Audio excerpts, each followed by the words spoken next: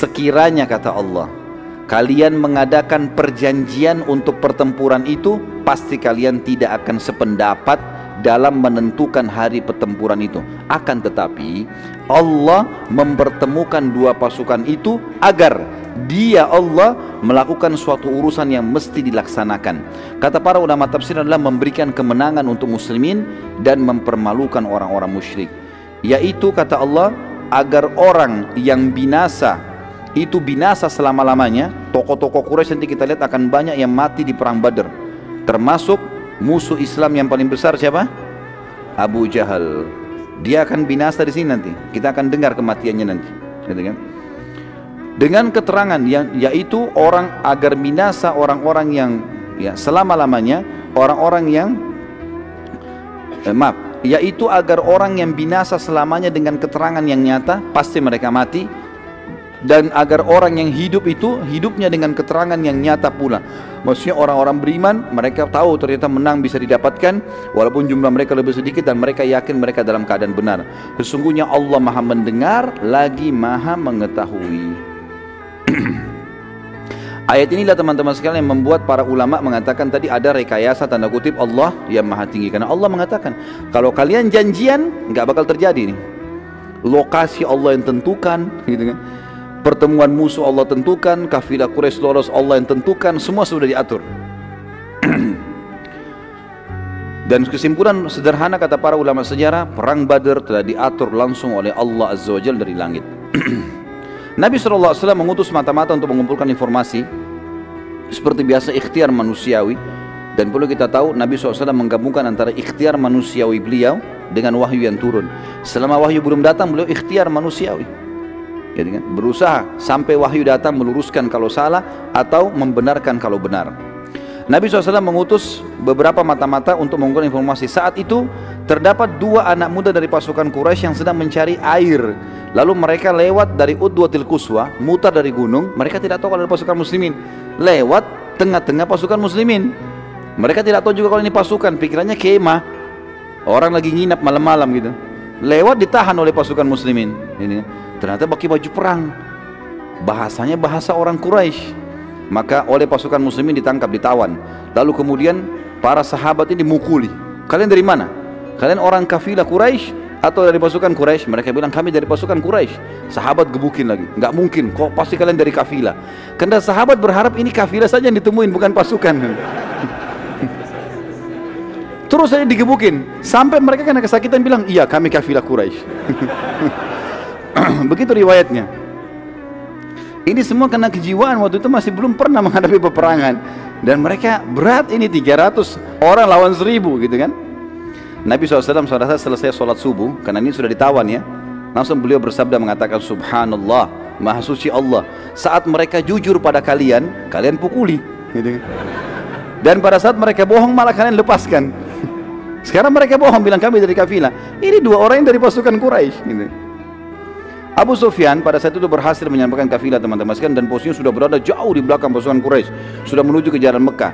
Abu Sufyan pun pada saat itu tahu informasi, dia kirim orang-orang tinjau lokasi, ternyata pasukan Quraisy dilihat sudah ada, sudah pagi hari, pasukan muslim sudah ada. Maka mulailah Abu Sufyan pada saat itu ngirim surat cepat kepada pasukan, hai Quraisy, kafilah kita sudah selamat. Maka pulanglah. Abu Sufyan suruh pulang, karena tujuan minta bantuan tadi untuk apa? Selamatkan kafilah, sudah selamat harta kita. Untuk apa perang? Ternyata peperangan tadi yang berat ini bukan cuma dirasakan oleh muslimin, orang kafir Quraisy pun berat. Mereka nggak mau perang, mereka tidak mau perang gitu kan, karena kontak fisik langsung dengan muslimin belum pernah mereka hadapi, dan mereka khawatir itu. Mereka tahu ada konsep jihad, mereka berharap mati syahid, mereka tahu masalah itu. Suku Zumrah, satu suku besar Quraisy, pada saat menerima surat dari Abu Sufyan, mereka mengatakan kita kan keluar untuk menyelamatkan kafilah dan sekarang telah selamat, maka tidak perlu lagi ada peperangan. Akhirnya mereka semua kembali dan tidak seorang pun dari mereka yang ikut berperang, sempat pulang, gitu kan? Tapi di sini saya tidak temukan teman-teman jumlah mereka berapa. Dari 1000 pasukan Quraisy, berapa jumlah mereka sebelumnya tidak tahu, tapi yang jelas mereka pulang dan akhirnya tidak ikut berperang. Suku Hashim, suku Nabi SAW, tapi ada di antara mereka yang kafir kan? Mereka juga mengatakan Bila kafilah sudah selamat, untuk apa kita berperang? Dan kalau kita perangi Muhammad, kita perangi suku kita sendiri. Nggak boleh nih, kita harus pulang nih, gitu kan? Maka sebagian besar mereka pulang, kecuali Abbas bin Abdul Muttalib, paman Nabi SAW. Karena Abbas dianggap pimpinannya suku. Kalau dia balik memalukan. Maka Nabi SAW menjelaskan kalau Abbas ikut perang di Badar itu karena kurh, tidak suka sebenarnya.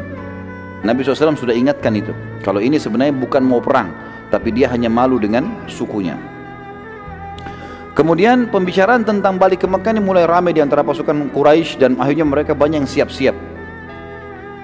Utbah bin Rabi'ah yang nanti juga mati ya di perang Badar ini, salah satu pemimpin pasukan Quraisy didatangi oleh Hakim bin Huzam dan berkata kepadanya. Hakim bin Huzam salah satu orang yang dianggap bijaksana di Mekah, yang termasuk yang sempat merobek kesepakatan pemboikotan Nabi SAW, gitu kan, Hakim bin Huzam.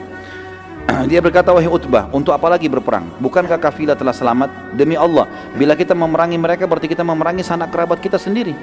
Ada banyak muhajirin di situ, ya, banyak orang-orang Mekah. Dan saat kita balik ke Mekah, maka pasti setiap individu di antara kita akan membenci satu sama yang lain, karena ia melihat kerabat orang yang telah membunuh ayahnya atau sanak kerabatnya. Kalau kita perang nih, kita bunuh misalnya, bunuh Abu Bakar, bunuh Umar, ini pasti ada kerabatnya di Mekah yang tahu nanti ini yang bunuh saudara saya. Nanti sulit itu nanti. Maka aku sarankan berbuat baiklah pada manusia, umumkan agar pasukan semua balik. Kenapa Hakim bin Huzam di sini mendatangi Utbah? Karena Utbah dianggap pada saat itu pimpinan perang. Iklankan supaya pulang. Utbah lalu mengiklankan, wahai sekalian manusia, tujuan kita keluar untuk menyelamatkan kafilah dan kafilah telah selamat, maka peperangan tidak diperlukan lagi. Mari kita balik ke Mekah. Panglima perangnya buat itu. Perhatikan di sini teman-teman sekalian ya. Orang yang paling benci dengan Islam, siapa dia? Abu Jahal berperang lagi di sini. Dia berperan lagi. Dia waktu dengar Utbah bilang itu pasukan perang, ini pimpinan perang, maka dia melihat pasukan semua mulai siap-siap balik, maka Abu Jahal mendatangi satu persatu pasukan. Kenapa balik? Jangan balik, gitu kan. Teriak-teriak di pasukan, tidak ada yang mau dengar Abu Jahal. Tidak ada yang mau dengar, orang semua tidak mau perang. Dan dianggap dia bukan pimpinan perang. Abu Jahal lihat di pasukan ternyata ada Amir al-Hadrami. Siapa Amir al-Hadrami teman-teman sekalian? Adalah ayahnya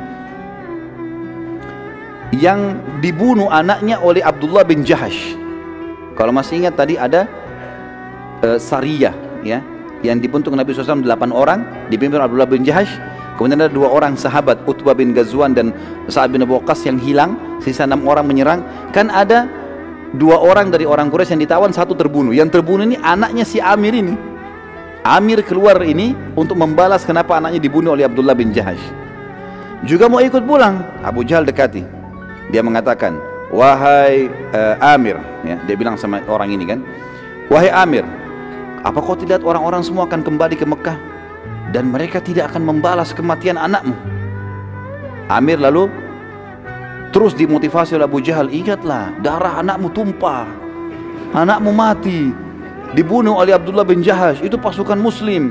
Kalau kau sekarang biarkan mereka pulang dan kau tidak menarik pasukan ini, maka pastilah anak kamu tidak ada balasannya sama sekali, dan percuma kalau dari Mekah.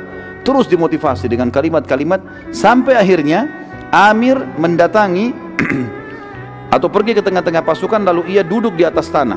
Dia buru-buru ke depan pasukan, lalu duduk tiba-tiba di atas tanah. Orang semua jadi berhenti lihat, kenapa nih Amir duduk di atas tanah? Kemudian Amir mengambil tanah dan dia taruh di kepalanya ya, sambil dia menangis dan mengatakan, sungguh kasihan aku, sungguh kasihan aku, kalian tega meninggalkan membalas kematian anakku. Demi Allah, kalau anak seseorang dari kalian yang mati terbunuh, kalian tidak akan membiarkannya. Terus saja Amir nangis-nangis gitu kan, debu dilempar-lemparin ke pasukan gitu kan, sampai akhirnya seluruh pasukan kembali. Kesian nih Amir, kita bantu saja. Ini semua gara-gara idenya Abu Jahal. Saat itu teman-teman sekalian, tidak seorang pun dari Quraisy, juga muslimin saling tahu posisi satu sama yang lain, tentunya tidak saling tahu kalau pasukan. Nabi SAW keluar bersama Abu Bakar berdua ini mengumpulkan informasi.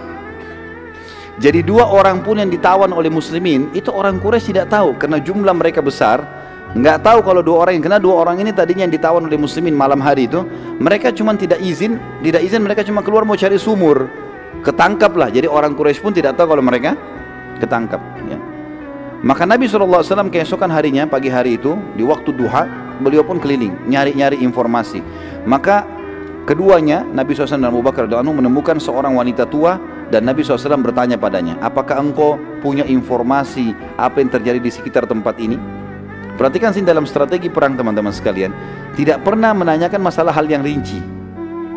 Tadi kita lihat juga kasus waktu pertama sekali Abu Sufyan mau menyelamatkan kafilah, bagaimana dia mengecek kotoran tadi unta itu, dan dia tidak bertanya apa-apa, dia cuma bilang ada orang lewat sini, oh ada 2 orang. Dia tidak tanya siapa mereka, enggak, langsung ke sana, langsung cek, oh ternyata betul, kirim surat langsung. Seperti itu. Juga 2 orang sahabat tadi begitu dengar dari 2 perempuan ini, nanti kalau kafilah lewat, saya akan transaksi dengannya. Maka langsung pulang ke Madinah melapor. Begitu luar biasa mereka memata-matai dan sudah paham kalau ini adalah informasi yang dibutuhkan. Perempuan tua ini tahu kalau di sebelah ada pasukan Quraisy. Mereka lihat, perempuan ini tahu, dia tinggal di lokasi itu. Dia tahu kafilah Abu Sufyan sudah lewat. Nabi SAW tanya, apakah engkau punya informasi apa yang terjadi di lokasi sekitar sini? Orang itu bertanya, perempuan tua ini, siapa kalian? Kata Nabi SAW, bila engkau menyampaikan pada kami informasimu, maka kami pun akan menyampaikan kami dari mana. Orang itu bilang, aku telah disampaikan bahwa pasukan Quraisy sudah keluar dari hari ini dan hari itu dan sudah melewati wilayah ini dan wilayah itu. Bila itu benar, maka pastilah pasukan Quraisy sudah berada di belakang bukit ini. Perempuan itu bilang, gitu kan? Dan aku juga sudah mendapatkan berita kalau Muhammad keluar dari Madinah. Dia tidak tahu ini kalau Nabi SAW pada hari ini dan hari itu dan sudah melewati lembah ini lembah itu. Kalau memang benar, berarti mereka semestinya sudah ada di sini. Ditunjuk udwati dunia, lagi ada di situ, gitu kan? Maka Nabi SAW lalu bertanya, bagaimana dengan kafilah Abu Sufyan? Orang itu mengatakan, aku tidak tahu.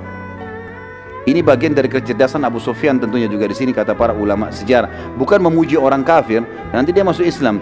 Tapi bagaimana Abu Sufyan itu sampai tidak ada satu orang pun tahu tentang kafilahnya. Sebagian ahli sejarah mengatakan Abu Sufyan menaikkan unta-untanya di atas bukit-bukit. Enggak biasa unta naik atas bukit, tapi dinaikkan di bukit, melewatin bukit-bukit. Jadi sananya akhirnya tidak ketahuan. Orang-orang di sekitar tempat itu pun tidak tahu. Orang itu lalu bertanya, kalian dari mana? Kata Nabi SAW, kami dari air. Orang-orang Arab teman-teman sekalian, seringkali kalau mau memperkenalkan dirinya, dan suku-suku Arab itu hidup di satu lokasi kalau ada mata air di situ, dan mereka beri nama. Misal mata air apa, mata air apa. Jadi orang taunya, kamu dari mana? Kami dari mata air ini. Jadi mereka sudah tahu seperti itulah. Maka itu perempuan yang tanya, dari mana kalian? Tanya Nabi SAW. Kata Nabi SAW, dari air. Perempuan itu tanya, dari air apa? Kata Nabi SAW, air. Selesai, ditinggal. Jadi yang dimaksud oleh Nabi SAW adalah, bisa kata ahli sejarah air, mata air Madinah tapi tidak disebutkan, atau yang dimaksud adalah kami dari sperma. Dari air, kata para ulama. Nabi SAW mengatakan kami dari air manusia, selesai. Dan tidak perlu menjawab lengkap, gitu kan? Kalau dijawab, perempuan ini akan memberitahukan Quraisy nanti. Setelah itu Nabi SAW sudah tahu ternyata di belakang bukit ini saja sudah ada pasukan Quraisy. Khabbab bin Mundhir radhiyallahu anhu mendatangi Nabi SAW dan bertanya, wahai Rasulullah, apakah pemilihan anda? Jadi waktu itu Nabi SAW akhirnya memasang tenda-tenda, ya, mengatur kemah-kemah para sahabat, dan ternyata berada di tengah-tengah lokasi. Jadi misalnya meja ini gunung, di belakang gunung, kalau orang mau ke belakang ke pasukan Quraisy harus lewat, gitu kan, putar dari sebelah. Belakang ini banyak kebun-kebun kurma, di sini banyak sumur. Maka kalaupun Quraisy mau nyerang, mereka harus mutar gunung baru bisa berhadapan dengan Nabi SAW. Nabi SAW meletakkan pasukan berkemah di tengah-tengah lembah. Jadi bukan di dekat sumur, tapi di tengah-tengah lembah. Harapannya nanti kalau Quraisy mutar lebih dekat untuk dilawan, gitu. Khabbab bin Mundhir, salah satu ahli perang Ansar di Madinah, berkata, ya Rasulullah, saya ingin bertanya, apakah pemilihan tempat ini di tengah-tengah lembah ini wahyu dari langit atau hanya strategi perang anda pribadi? Dan ini yang saya bilang tadi teman-teman sekalian. Jadi Nabi SAW mempertemukan antara pendapat pribadi beliau, ijtihad kalau belum ada wahyu, dengan wahyu kalau turun untuk membenarkan itu. Kalau pendapat beliau SAW tidak sesuai dengan wahyu, maka beliau tinggalkan, gitu kan. Di sini kata Nabi SAW, ini cuma strategi perang, nggak ada hubungannya sama sekali dengan wahyu. Bukan Allah yang suruh berkemah di tengah-tengah lembah. Maka kata Khabbab radhiyallahu anhu, baik, kalau begitu Rasulullah, kami memiliki pengalaman dalam berperang dan bertahan di Madinah. Maka pendapat kami, kita tidak tepat kalau berkemah di tengah-tengah lembah ini. Yang paling baik adalah kita menuju ke belakang kebun-kebun kurma itu, di situ banyak sumur, pasukan berkemah di situ. Sehingga mereka bisa minum kalau haus, mereka bisa memberikan minum pasukan kalau lagi berperang. Dan Quraisy tidak punya sumur di situ. Kalau mereka pun mau minum, kalau habisan air, mereka harus mutar ke belakang pasukan muslimin. Maka Nabi SAW mengatakan pendapat yang baik. Lalu Nabi SAW mengikuti pendapat sahabat itu. Dan ini juga pelajaran teman-teman, pentingnya orang bermusyawarah. Dan bukan aib kita memberikan masukan kepada seseorang kalau memang ada pendapat yang lebih baik. Dan Nabi SAW menunjukkan kebijaksanaan beliau untuk mendengar apa yang disampaikan. Pada malam harinya, Allah yang Maha Suci menurunkan rahmatnya untuk meringankan peperangan bagi muslimin. Allah yang Maha Suci menurunkan pasukan bantuan dari malaikat dan menurunkan hujan pada saat itu agar tanah yang ditempati kaum mukminin jadi basah. Dan yang turun kepada kaum muslimin adalah hujan gerimis. Hujan gerimis. Sehingga membuat seluruh pasukan muslimin malam itu tertidur karena lembutnya air hujan, halus sekali, lembut, gerimis, maka mereka ngantuk tertidur. Jadi mereka istirahat. Dan tanah di tempat mereka pijak itu menjadi basah, tapi basahnya tidak becek. Karena padang pasir teman-teman, kalau terlalu kering, berat untuk dijalani. Kita kalau jalan di padang pasir itu cepat capek, berat, tanahnya kering. Atau kalau basah sekali becek juga jadi berat, maka dia harus dibasahin sedikit saja, maka menjadi bagus tanahnya, mudah untuk dilewati. Allah buat seperti itu keadaan di tengah-tengah pasukan muslimin. Dikatakan di sini, atau saya tulis teman-teman sekalian, pada malam harinya Allah Maha Suci menurunkan rahmatnya untuk meringankan peperangan bagi muslimin. Allah Maha Suci menurunkan bantuan dari malaikat hadir pada malam itu, menurunkan hujan agar tanah yang ditempati kaum mukmin jadi basah dan ringan, yang memudahkan mereka melangkah juga mengambil air dari sumur nantinya. Karena air sumur jadi penuh karena hujan turun. Kalau tadi airnya agak dalam, sulit juga ditimbah gitu. Sementara di lokasi kaum musyrikin turun hujan yang sangat lebat di sebelah gunung ini. Hujan lebat sampai becek semuanya. Becek semuanya, jadi kotor, baju mereka jadi basah gitu kan. Sehingga jadi berat badannya, berat tanahnya gitu kan. Unta-unta mereka juga jadi berat, bahan-bahan yang mereka bawa semuanya jadi basah. Hujan lebat gitu. Sehingga lokasi tanah mereka becek dan membuat langkah-langkah mereka berat, serta mereka jadi letih pada malam itu karena tidak bisa tidur gitu kan. Juga membuat mukminin dengan hujan gerimis tadi menjadi mengantuk. Dan mengantuk ini ternyata adalah cara yang paling tepat menghilangkan rasa takut. Orang kalau takut kemudian dia ngantuk, takutnya hilang, tidur akhirnya gitu. Ya ternyata dengan ngantuk takutnya hilang gitu. Jadi kalau teman-teman ngantuk, kalau nggak takut ngantuk saja. Dikatakan pada saat itu beberapa orang sahabat yang bertugas pada malam itu, mereka mengatakan sampai-sampai saking ngantuknya, pedang di tanganku jatuh sampai 7 kali. Dia berjaga malam, jadi ngantuk, jatuh pedang, bangun lagi, begitu terus sampai 7 kali gitu kan. Allah Subhanahu wa ta'ala menceritakan kejadian tersebut dalam surah Al-Anfal. Ini saya tadi katakan Al-Anfal menceritakan tentang perang Badr ini. Surah nomor 8 ayat 9 sampai ayat 14. A'udzu billahi minasyaitonir rajim. Ini buka Al-Qur'annya ya. إذ تستغيثون ربكم فاستجاب لكم أني ممدكم بألف من الملائكة. نعم.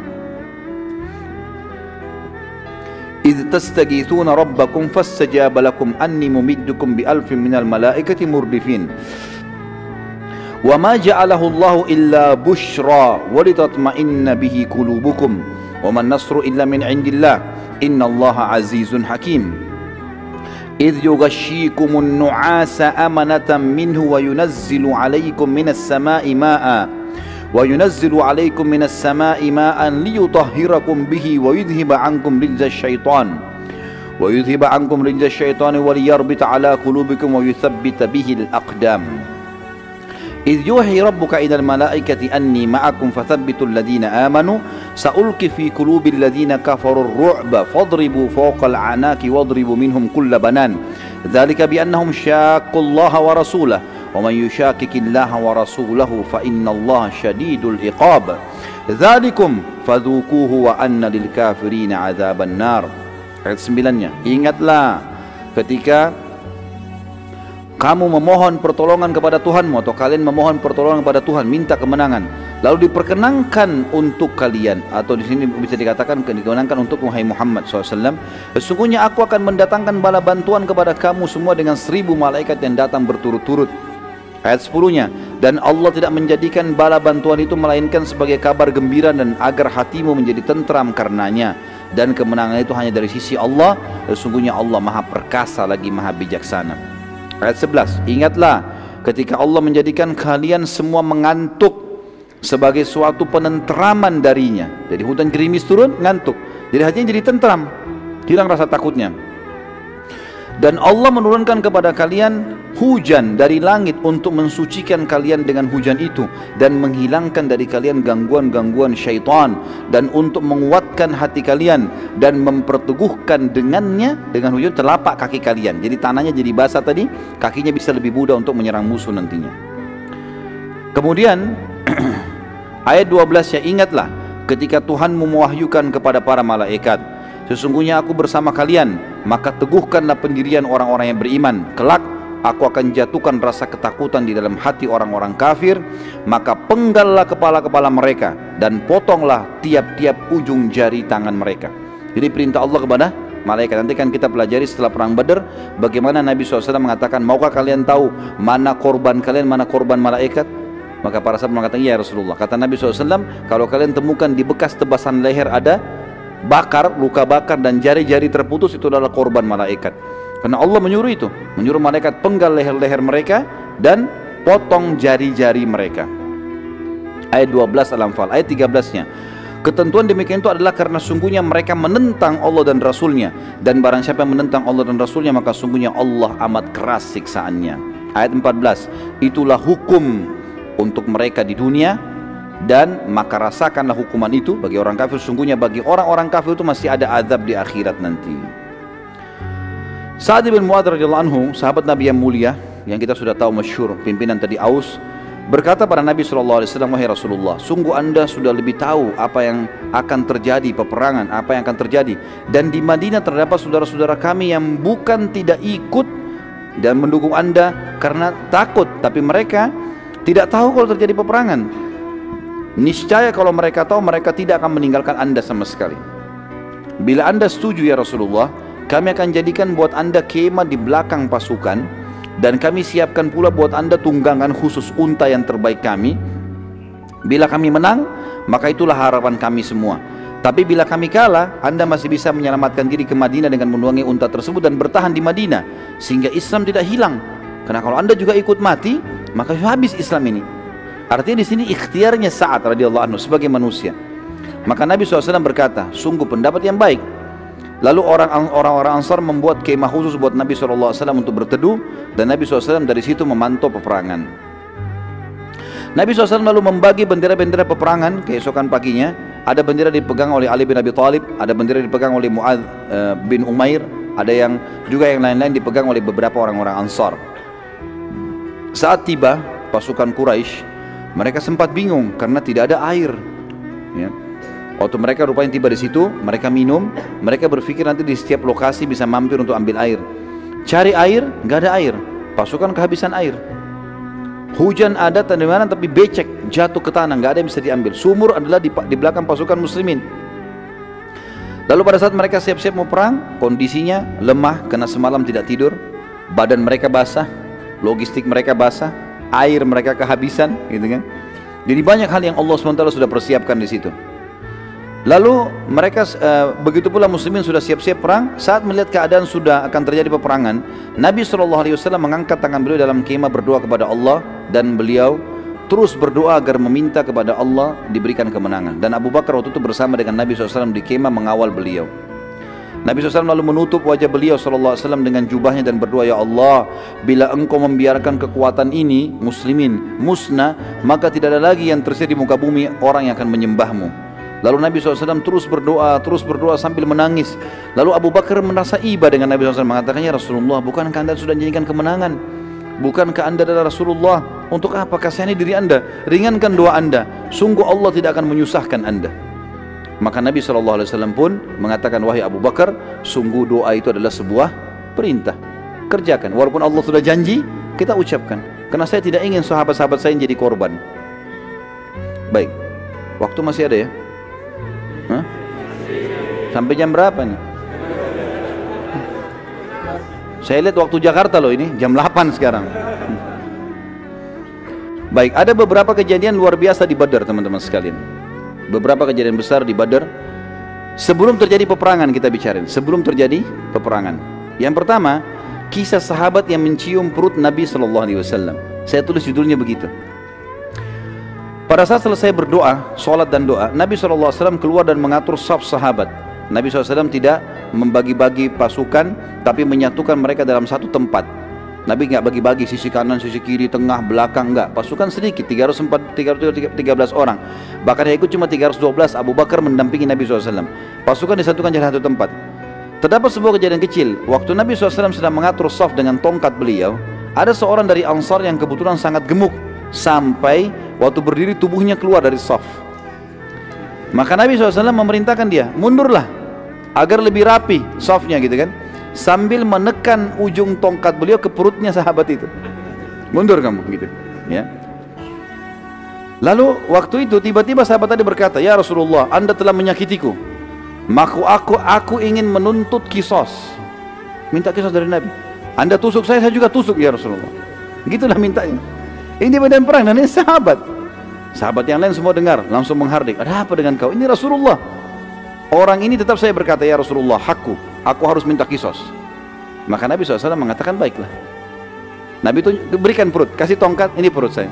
Kata dia, ya Rasulullah, tadi waktu Anda sentuhkan, baju saya sempat terbuka sedikit. Maka kena dengan tongkat Anda kulit saya juga mau begitu ya Rasulullah. Maka yang terjadi, Nabi SAW bukain sedikit baju. Waktu terbuka, ternyata orang ini datang langsung memeluk perut Nabi SAW lalu menciumnya. Gitu kan? Lalu kemudian Nabi SAW menanyakan, kenapa kau lakukan itu? Dia bilang, ya Rasulullah, sekarang musuh depan mata, jelas-jelas ini antara mati atau hidup. Saya ingin sebelum saya mati yang terakhir tersentuh dengan kulit saya adalah kulit Anda. Ini kejadian unik yang luar biasa. Maka Nabi SAW pun tersenyum. Tapi ini tentu satu orang, nggak mungkin orang semua buat itu ya. Pada saat itu teman-teman sekalian terjadi hal yang lain sebelum peperangan, namanya mubarazah, perang tanding. Orang-orang Arab dulu punya tradisi, sebelum perang yang besar, mereka perang tanding, keluar jagoannya sana, jagoannya sini, saling duel gitu kan. Itu untuk memotivasi pasukan, siapa yang kuat nih. Peperangan diawali dengan mubarazah atau perang tanding secara individu, dan awal yang keluar dari pasukan Quraisy adalah Aswad bin Abi Aswad. Ini orang yang pertama keluar dari Quraisy, Aswad bin Abi Aswad. Ini gampang dihafal namanya, hitam anaknya hitam gitu ya. Ia maju depan pasukan muslimin dan bersumpah kalau ia tidak akan kembali ke pasukannya sampai ia meminum dari sumur muslimin. Kan air lagi habis. Demi Allah saya pasti akan memenangi kalian, saya akan minum dari sumur kalian. Seperti itulah. Saat itu dari pasukan muslimin keluar Hamzah bin Abdul Muttalib, paman Nabi SAW, terkenal orang sangat luar biasa, ahli perang. Lalu terjadi duel yang sangat sengit hingga akhirnya Hamzah berhasil menebas salah satu kaki Aswad dan mengucurkan darah yang sangat banyak. Saat Aswad sudah nggak berdaya lagi, ia terus berusaha merangkak sampai ke sumur muslimin. Dia merangkak, darahnya terus menetes. Hamzah ikuti dari belakang. Pasukan Quraisy melihat dia mau menjalankan sumpahnya, datang sampai minum dari situ. Dia berusaha mau minum terus mati, nggak sempat minum gitu kan, terbunuh di akhirnya. Dan ini termasuk Aswad adalah korban pertama di perang Badar, artinya orang pertama yang didaftar masuk neraka di perang Badar. Lalu keluar 3 orang sekaligus dari Quraisy. Utbah bin Rabi'ah, yang pertama ini tokoh Quraisy. Al-Walid bin Utbah, anaknya Utbah. Jadi Utbah keluar, anaknya juga keluar. Utbah bin Rabi'ah keluar, Al-Walid bin Utbah, anaknya dia keluar, dengan Syaibah bin Rabi'ah, saudaranya Utbah. Jadi ini adik kakak dengan anaknya, keluar 3 orang menantang muslimin. Siapa yang mau tanding? Pada saat itu keluar dari muslimin 3 orang dari Ansar. Yang uniknya, yang keluar ini 2 orang anak muda, 15 sama 16 tahun. Mu'adz bin Afra dan Auf bin Afra. Ini punya kisah yang unik, nanti kita belajar di perang Badar. Luar biasa 2 orang ini. Keluar dan didampingi oleh sahabat Nabi yang mulia yang mati syahid di perang Mu'tah, Abdullah bin Rawaha. radhiyallahu anhu ajma'in. Utbah berkata pada mereka, jadi waktu itu kan kalau orang perang teman-teman, matanya saja yang kelihatan. Biasanya orang tutup semua kan? Maka Utbah, Syaibah ini tidak tertutup semua, tidak kelihatan. Tapi sahabat-sahabat Nabi ini, 3 orang ini terbuka mukanya, tapi mereka nggak kenal, ini bukan orang Mekah nih. Ditanya, siapa kalian ini? Maka masing-masing menyebutkan nama-namanya dan nasabnya. Kata Utbah, sungguh kalian dari turunan terhormat, kami pernah dengar ini dari orang Madinah, tapi kami ingin berhadapan dengan anak-anak suku kami sendiri dari Quraisy. Lalu Utbah berkata, wahai Muhammad, ya, Utbah ini orang kafir mengatakan, wahai Muhammad, kami ingin berhadapan dengan anak-anak kaum kami sendiri. Keluarkanlah yang sepadan dengan kami dari sisi jadur nasab dan punya keterampilan perang. Sombong mereka mengatakan itu. Maka Nabi SAW lalu berkata, berdirilah wahai Ubaidah. Ubaidah ini adalah sepupu Nabi SAW.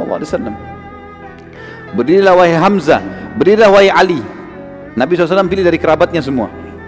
Berdiri kalian ketiga, hadapin itu. Ubaidah bin Harith bin Abdul Muttalib, ya. Jadi ini cucunya Abdul Muttalib, jadi sepupu Nabi SAW. Karena Harith anak pertamanya Abdul Muttalib, anaknya Harith namanya Ubaidah masuk Islam. Jadi ini sepupu Nabi SAW. Harith dengan Abdullah saudara, gitu kan. Kemudian Hamzah, Hamzah bin Abdul Muttalib kita tahu paman Nabi SAW, dan Ali bin Abi Thalib misalnya Nabi SAW. Abdul Muttalib adalah paman Nabi SAW. Nabi SAW memilih yang terbaik dari jalur nasab, sepadan dengan mereka, dan juga pasti Utbah tidak akan nolak karena ini dari kerabat Nabi SAW. Utbah lalu berkata, siapa kalian? Maka ketiga sahabat tersebut memperkenalkan diri masing-masing. Kebetulan ketiga sahabat ini memang dipilih Nabi SAW selain dari orang Quraisy, juga mereka pakai baju perang.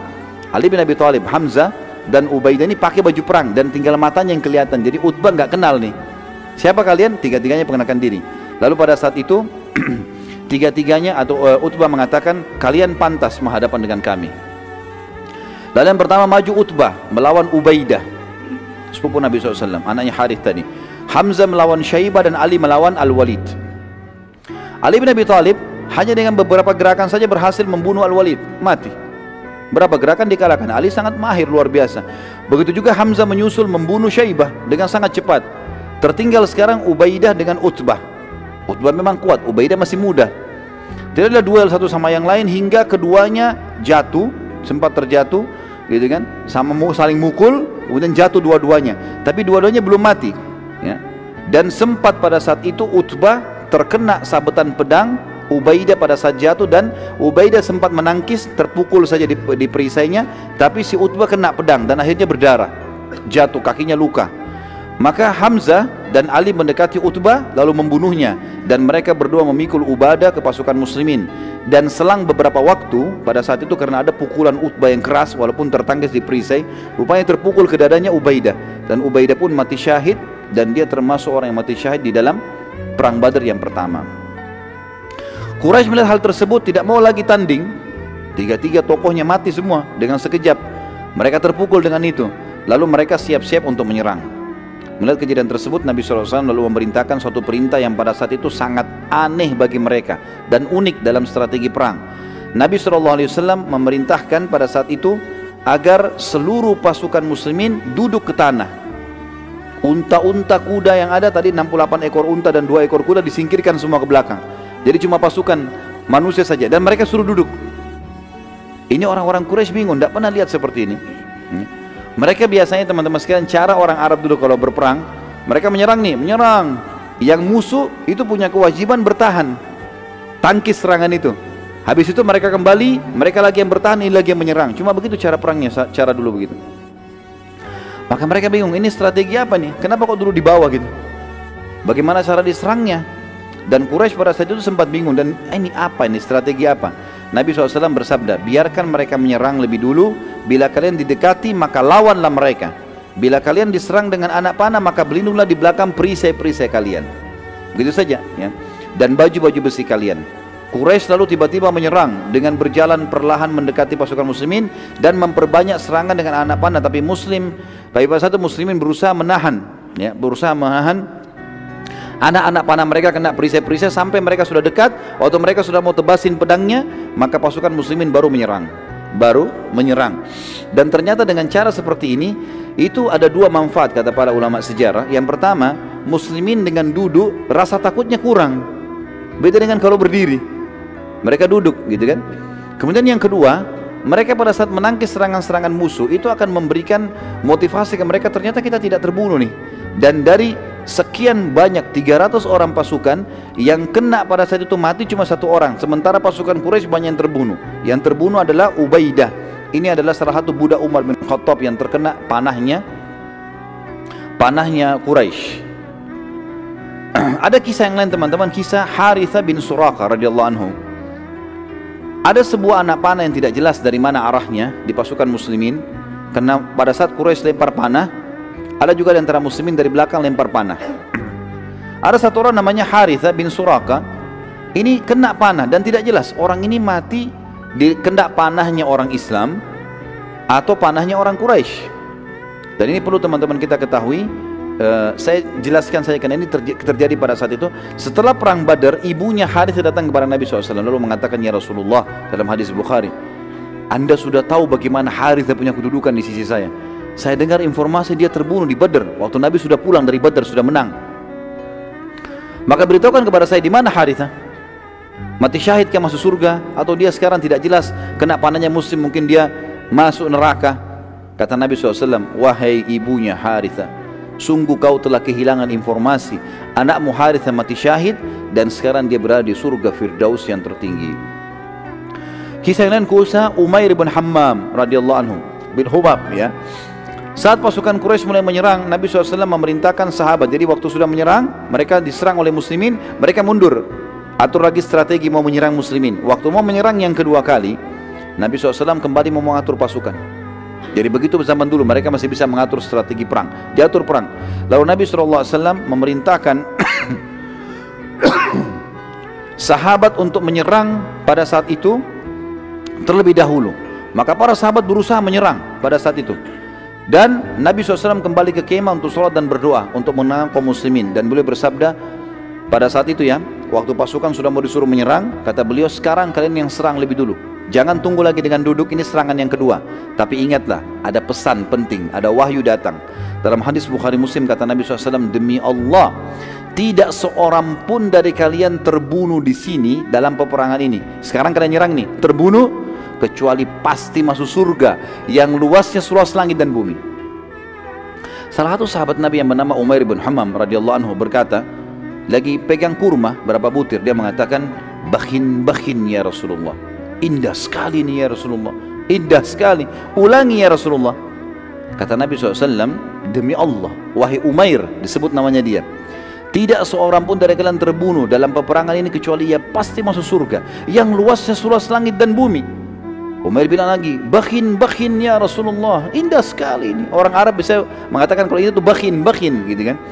Maka Nabi SAW mengatakan, kenapa engkau katakan itu? Kata Umair, ya Rasulullah, aku hanya tinggal menghadapi orang-orang ini, Quraisy, dan aku terbunuh ditusuk oleh mereka, lalu masuk surga seluas langit dan bumi. Kata Nabi SAW, iya. Kata Umair, itulah sebabnya saya mengatakan bakhin ya Rasulullah. Maka Nabi SAW mengatakan, siap-siap, takbir, seranglah. Begitu Nabi SAW takbir, sahabat takbir, serang. Umair ini pegang ada kurma 2 butir di tangannya, pasukan lagi menyerang. Dia bilang di dalam riwayat Bukhari, demi Allah, bila aku harus menunggu menghabiskan kurma ini masih lama. Innalah hayatun tawila. Dilempar butiran tersebut lalu dia masuk menyerang sampai dia terbunuh mati syahid. Kemudian ada kisah yang lain teman-teman sekalian. Waktu itu terjadi peperangan kecamuk, turunnya malaikat. Nabi SAW lalu kembali ke kemah dan peperangan pun berkecamuk. Sementara Nabi SAW berdoa, tiba-tiba saja beliau ngantuk berat dan tertidur sekejap. Dan sekejap, ya, Abu Bakar melihat Nabi SAW lagi peperangan kecamuk ini. Nabi tadinya serius melihat. Dan pada saat itu tiba-tiba beliau terkaget. Baru beberapa detik kalau kita sekarang terbangun. Lalu beliau tersenyum. Dan Abu Bakar pun bertanya, wahai Rasulullah, kenapa anda tersenyum? Kata Nabi SAW, bergembiralah wahai Abu Bakar. Abu Bakar berkata, apa berita gembira itu ya Rasulullah? Abu Bakar bertanya, apa berita gembira itu ya Rasulullah? Kata Nabi SAW, ini Jibril telah datang dengan menunggangi kuda putih dan bersamanya 1000 malaikat. Quraisy jumlahnya 1000 kurang, ya. Sekarang malaikat datang, kalau malaikat saja lawan sudah cukup, gitu kan. Belum pernah teman-teman sekalian, kata ahli sejarah, malaikat terlibat dalam peperangan kecuali perang Badar. Ini pendapat yang paling kuat. Peperangan yang lainnya Allah SWT tidak turunkan lagi bantuan malaikat, tapi mereka hadir menyaksikan, iya. Tapi ikut berperang tidak pernah, kecuali di Badr. Nabi SAW lalu keluar dari kemahnya, kemudian beliau menggenggam tanah dan melempar tanah tersebut ke arah Quraisy, sambil beliau bersabda, sungguh terhina wajah-wajah kalian. Beberapa sahabat yang pada saat itu di perang Badar masih dalam keadaan kafir berkata, demi Allah, waktu Nabi SAW melempar tanah itu kami menyaksikannya. Dari pasukan kafir kami menyaksikan. Mereka masih kafir, nanti masuk Islam. Dan tidak seorang pun diantara kami kecuali kena matanya debu itu. Lemparan pasir, padahal cuma segenggam ya. Ratusan orang ini semuanya kena dengan itu. Pelemparan tanah tersebut Allah ceritakan dalam Al-Quran. Kembali surah Al-Anfal ayat 17 sampai 18. A'udzu billahi minasyaitonir rajim. Falam taqtuluhum walakinallaha qatalahum wa ma ramaita idz ramaita walakinallaha rama waliyubliyal mu'minina minhu bala'an hasana innallaha sami'un alim dzalikum wa annallaha muhinu kaidil kafirin. Maka yang sebenarnya adalah bukan kamu yang membunuh mereka, hai Muhammad, bukan pasukan yang membunuh orang-orang Quraisy, akan tapi Allah lah yang telah membunuh mereka. Dan bukan kamu yang melempar pada saat kau sedang melempar, tapi Allah lah yang telah melempar tanah itu sehingga menyebar ke mata pasukan Quraisy. Allah berbuat demikian untuk membinasakan mereka dan untuk memberi kemenangan kepada orang-orang mukmin dengan kemenangan yang sempurna. Sesungguhnya Allah Maha mendengar lagi Maha mengetahui. Itu ayat 17. Ayat 18-nya, itulah karunia Allah yang dilimpahkan kepada kalian dan sungguhnya Allah melemahkan tipu daya orang-orang kafir. Allah Subhanahu wa taala juga menceritakan teman-teman sekalian tentang kejadian ini dalam surah Al-Anfal ayat 9 dan ayat 10 ya. A'udzu billahi minasyaitonir rajim, tentang kedatangan malaikat yang 1000 itu ya. Idz tastaghithuna rabbakum fastajaba lakum anni mumiddukum bi alfin minal malaikati murdifin wa ma ja'alahu Allahu illa busyra wa litatma'inna bihi qulubukum wa man nasru illa min indillah innallaha azizun hakim. Ingatlah ketika kamu memohon, hai Muhammad, kepada Tuhanmu pertolongan, lalu Allah perkenankan bagimu, sesungguhnya aku akan mendatangkan bala bantuan kepada kamu, hai Muhammad, dan pasukanmu 1000 malaikat yang turun atau datang berturut-turut, maksudnya bersamaan. Yang ayat 10-nya, dan Allah tidak menjadikan mengirim bala bantuan tersebut melainkan sebagai kabar gembira dan agar hatimu menjadi tentram karenanya, dan kemenangan itu hanyalah dari sisi Allah, sesungguhnya Allah Maha Perkasa lagi Maha Bijaksana. Kita masuk ke yang lain teman-teman, kisah Hudzaifah ibn Yaman radhiyallahu anhu. Ini kalau kita mengikuti sampai subuh loh, nggak selesai. Ini panjang kisahnya. Nabi SAW memerintahkan agar muslimin tidak membunuh Abul Bukhturi karena ia yang telah membatalkan pemboikotan terhadap Nabi SAW dan Bani Hashim juga Bani Muttalib. Masih ingat Abul Bukhturi? Dia salah satu dari sekian orang, 6-7 orang yang berkumpul untuk merobek ya surat yang ditulis oleh orang-orang Quraisy untuk memboikot Nabi SAW. Abu Bukhturi punya jasa. Hadir di perang Badar, Nabi SAW mengatakan jangan bunuh Abu Bukhturi. Kalau temui dia hindari saja, jangan ada yang membunuhnya. Pada saat itu juga Nabi SAW melarang untuk membunuh siapapun dari Bani Hashim karena mereka ikut berperang terpaksa. Terlebih lagi Bani Hashim sudah banyak yang pulang. Tinggal dari Bani Hashim beberapa orang, diantaranya Abbas. Maka kata Nabi SAW, terutama Abbas, pamanku, jangan ada yang bunuh. Karena dia keluar membenci, tidak suka. Nabi SAW tidak larang. Kalau ada di antara muslimin mungkin yang menyerang Abu Lahab, paman Nabi, tapi kafir memang. Abbas tidak berbeda, membenci itu, tidak suka. Tapi dia terpaksa. Salah seorang dari sahabat namanya Hudzaifah bin Yaman radhiyallahu anhu sempat marah dengan Quraisy karena beberapa kerabatnya telah terbunuh di peperangan itu, di perang Badar. Dia bilang, apakah kami melihat mereka Quraisy membunuh sanak kerabat kami dan kami akan membiarkan mereka? Demi Allah, bila aku ketemu dengan Abbas, pasti aku akan hantamkan pedangku ini ke wajahnya. Jadi ternyata Nabi SAW larang, tidak boleh kan? Tapi dia emosi, dia bilang kalimat itu. Sahabat ini mulia, Hudzaifah bin Yaman terkenal, orang yang sangat mulia. Tapi pada saat itu dia tidak tahu kenapa dia ucapkan kalimat itu. Dengan jengkelnya di medan perang, kok bisa Abbas dilolosin? Kalau Abbas ketemu saya akan bunuh, gitu kan?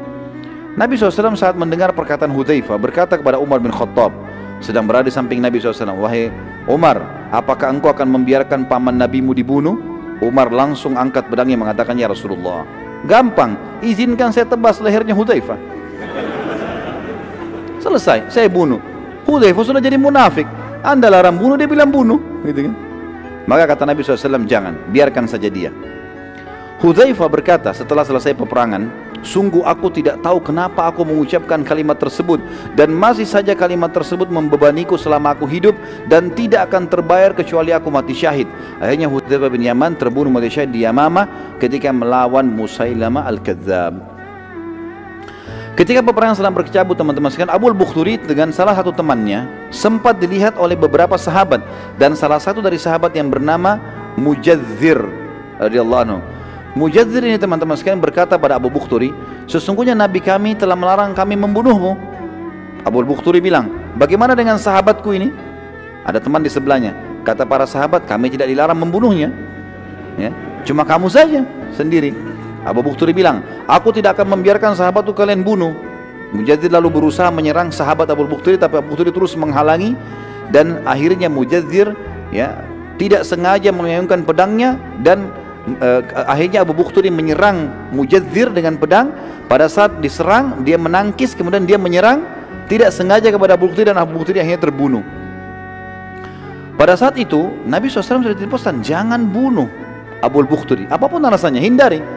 Tidak usah mau bunuh temannya, sama temannya pun ditinggalkan. Mestinya begitu perintah Nabi SAW. Mujadzir segera menghadap diri kepada Nabi SAW dan berkata, demi Allah wahai Rasulullah, aku tidak mau membunuhnya, tapi ia terus menyerangku hingga aku harus membela diri, dan akhirnya membunuhnya. Terus saja Mujadzir meminta ridho Nabi SAW sampai Nabi SAW memaafkannya. Dan kita renung di sini, teman-teman, bagaimana para sahabat sangat menjaga perintah dan juga larangan Nabi SAW. Lanjut lagi nggak ini? Subuh loh ini. Kisah Zubair bin Awam radhiyallahu anhu.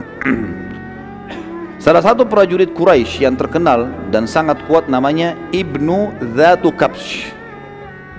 Ibnu Dzatu Kabsh ini, teman-teman sekalian, disebutkan dalam riwayat badannya besar, kekar, kudanya juga besar, dari kepalanya sampai kaki kudanya semua besi.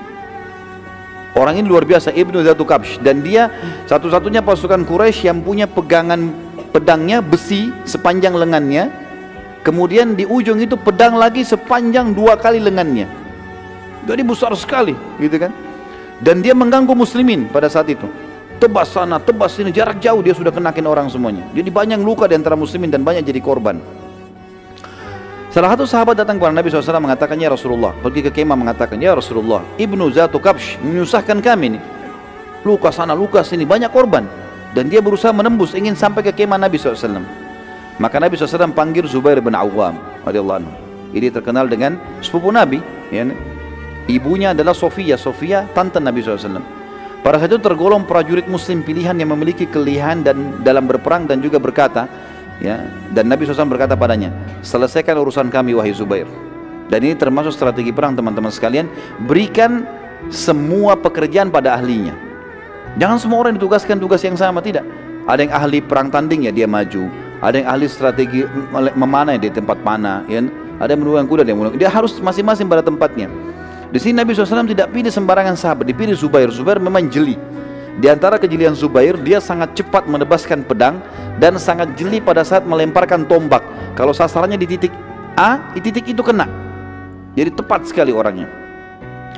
Zubair berkata, aku pun lalu mendekati Ibnu Kabsh mencari mana ini, poinnya di mana nih supaya dia bisa kena gitu.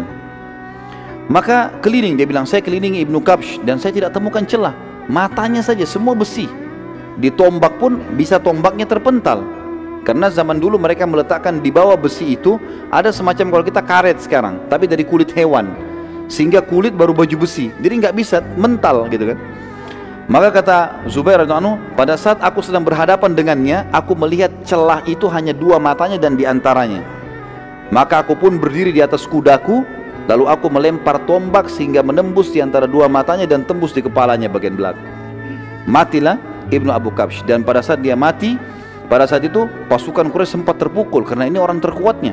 Dan bagaimana Zubair naik di atas kuda kan kelihatan, orang-orang pada lihat, dan dia melempar dengan sangat jeli sehingga menembus di antara 2 matanya. Artinya kalau kena bagian kepala segala mungkin masih bisa mental. Tapi di sini bagaimana kejelian Zubair radhiyallahu anhu. Dan ini teman-teman sekalian tentu tidak bisa kita lanjutkan semuanya karena cukup panjang bahasan, dan ini masih banyak yang akan kita sampaikan berhubungan dengan masalah peperangan ini. Dan insya Allah kita akan lanjutkan lagi pada pertemuan kita akan datang karena masih panjang, masih ada peperangan-peperangan, masih ada korban-korban, kisah unik bagaimana terbunuhnya Abu Jahal, bagaimana Umayyah bin Khalaf terbunuh, panjang lebar cerita masalah ini, dan juga pelajaran yang diambil dari perang Badar sendiri. Lalu kemudian bagaimana keadaan Mekah pada saat Badar dikalahkan orang-orang Quraisy, dan bagaimana keadaan Madinah pada saat juga pasukan muslimin telah menang. Allahu a'lam.